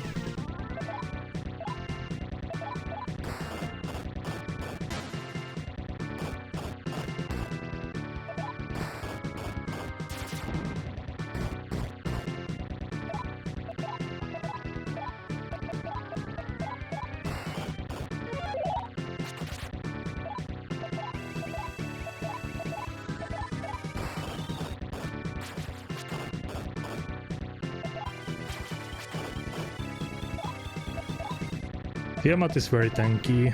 It's really hard to get through this. Feels like she's a boss fight.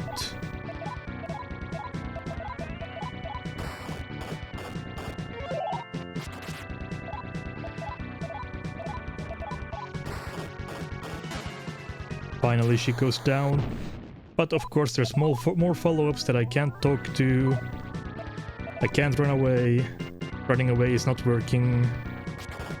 I have to fight again. I had such a big reserve of smoke balls that I blew through this run, and I couldn't make it to Hazama without consuming all of them. It's just really painful area. I'm happy with the run. I'm happy, like, basically with everything up until this dungeon. In this dungeon the run just kind of fell apart, unfortunately. I haven't figured out how to get through this section cleanly. It just doesn't seem like it's in the cards. This place is just such a pain. And it sucks because it's the final part of the run. You play for 1.5 hours, and then you come here, and then you just have to fight for your life to get through 2 floors.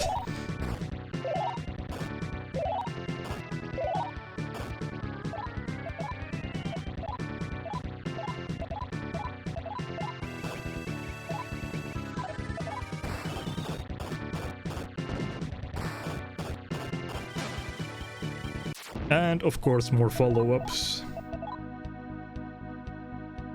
Here I get desperate and try to escape again, it's not working.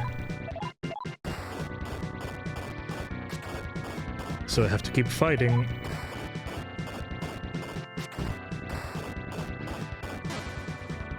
And we made it through, got 4 levels for my trouble. I decided to put my points into speed instead of vitality here because I'm hoping that if I have to run away from something, then the extra points in speed might be helpful.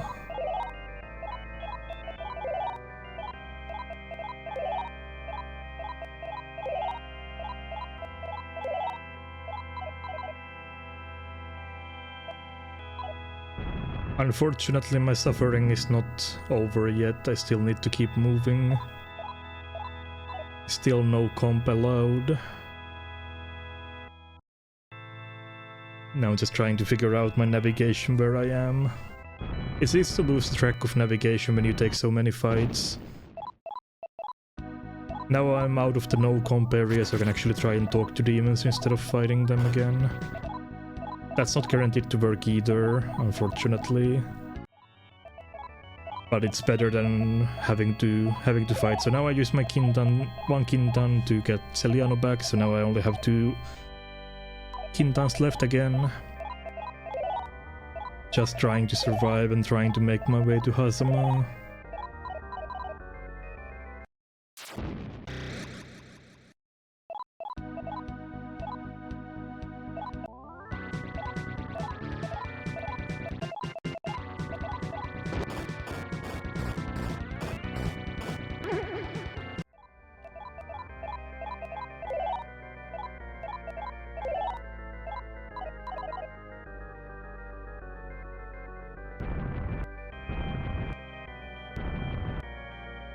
Oh, now we're at floor 32. There's like 6 more floors to go, but all of these floors are like super short.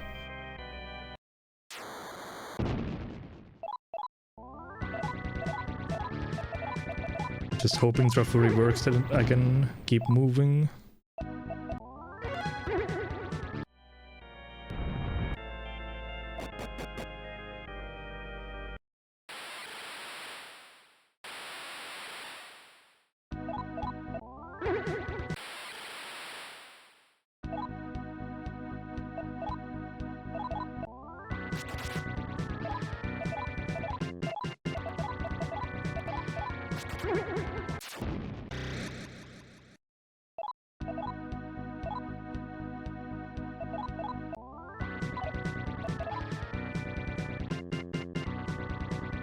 Even with 28 agility, I just can't seem to run away from anything.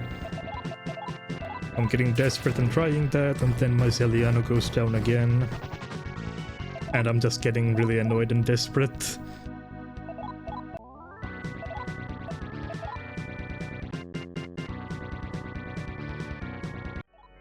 Actually worked. So, used another Kintan, and it failed again for the 2nd time in the run. 2 failed Kintans in 1 run, and then I need to use my last one to bring Celiano back. So at this point I'm definitely not a happy camper.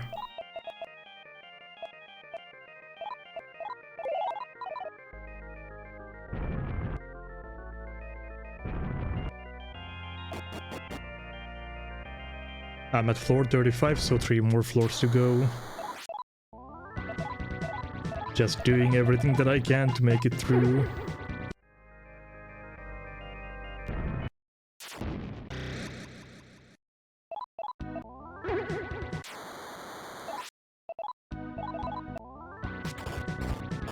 And Celiano died again. And I made a mistake of not healing Ares, so now I'm in a really bad position.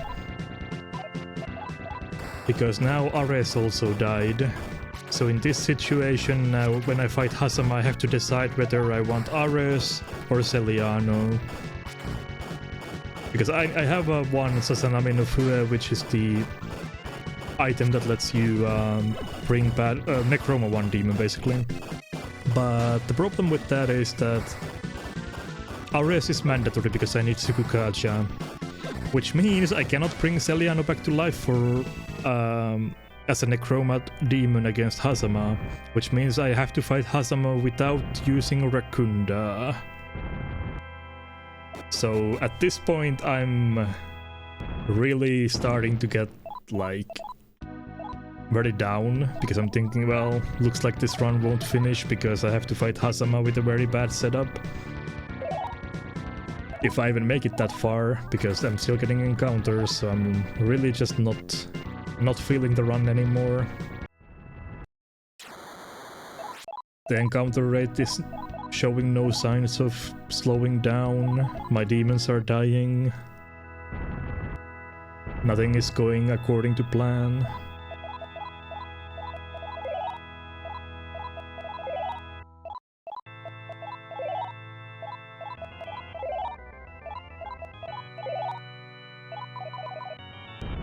Okay, we make it to floor 37. This is the floor where Hazama is. We wanna fight Hazama on New Moon. That lowers his strength to 68.75% instead of the 100. So he is the weakest on New Moon, and the fight is pretty brutal. So we definitely need to fight him on New Moon, so I need to waste a couple of steps. I'm just trying to get to him. I'm right outside his door. I just need to make sure it's New Moon. And there it is. We are now finally ready to fight Hazama. We made it. Now I just need to do a final check that my weapon is still equipped, because in this game if you talk to demons while you have a gun, the gun might get unequipped. And I don't know Japanese like perfectly, so I don't know what the dialogue is. So I'm just gonna make sure that I'm just checking if I had a Kintan. I don't. Making sure my gun is equipped. It is. I'm gonna change my gun stack to 99 instead of 20 so I don't run out of bullets immediately. And then I'm just gonna summon Jack Frost, and I'm gonna summon Sepek. Just summon everybody that I can. More bodies on the field. Do anything I can to raise my odds of success by even a little bit. And then we're gonna fight Hazama with a very scuffed setup. This version of Hazama you fight in every partner route in this game. It's the same fight.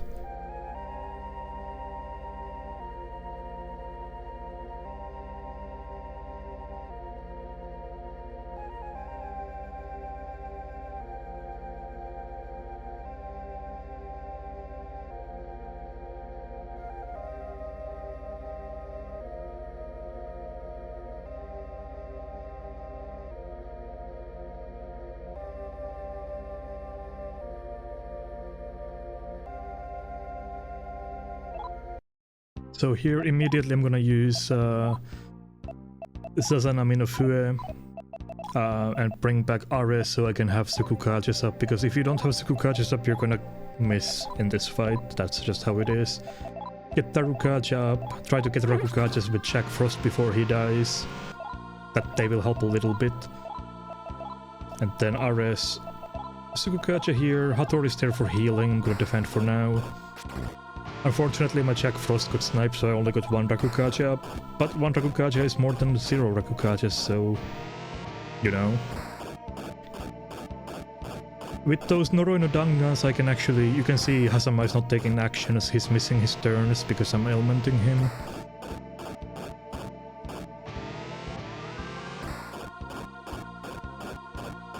This route doesn't have the luxury of getting Hinokakutsuchi, so there is Hinokakutsuchi in Akira route, but we don't get it in the speedrun, so we're using gun instead.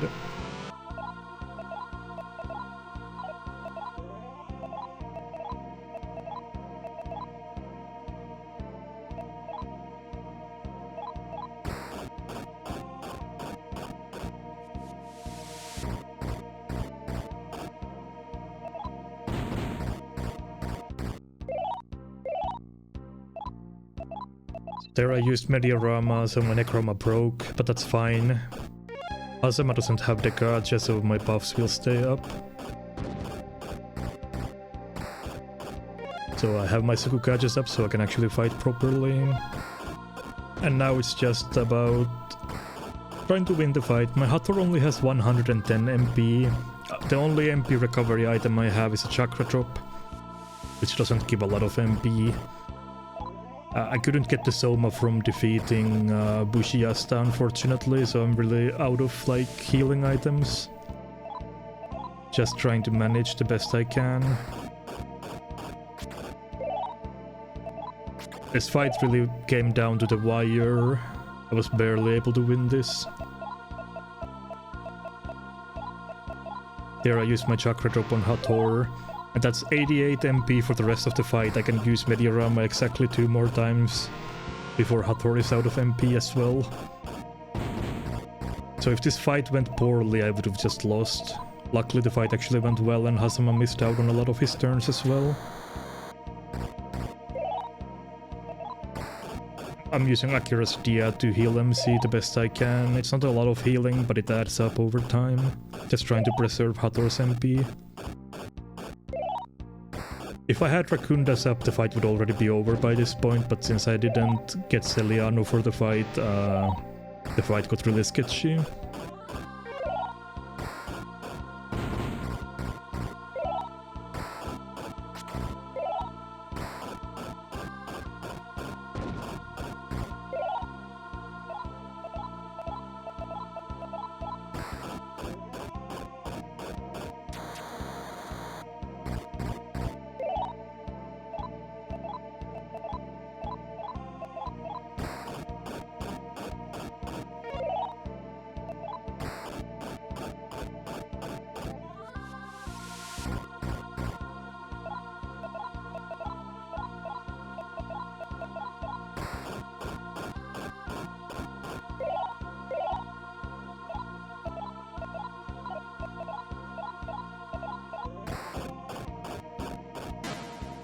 And Hasama goes down, just barely. Hathor was out of MP, so my healing was getting very low at this point. Was barely able to sneak on by and take care of it.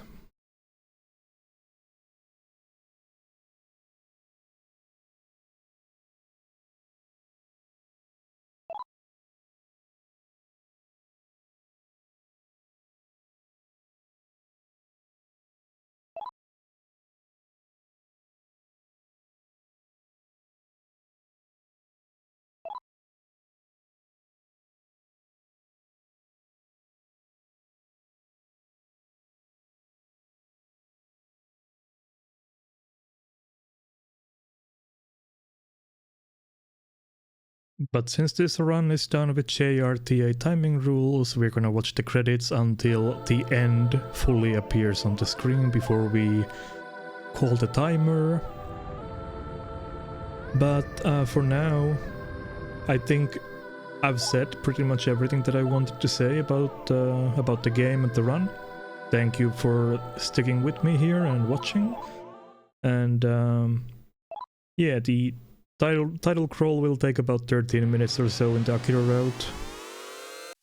12 to 13 minutes from defeating Hasama. So I'll leave you with that. Thank you for being here, and I'll see you in the next PP video I upload. Thank you for hanging out, and yeah, enjoy watching the credits. Bye for now.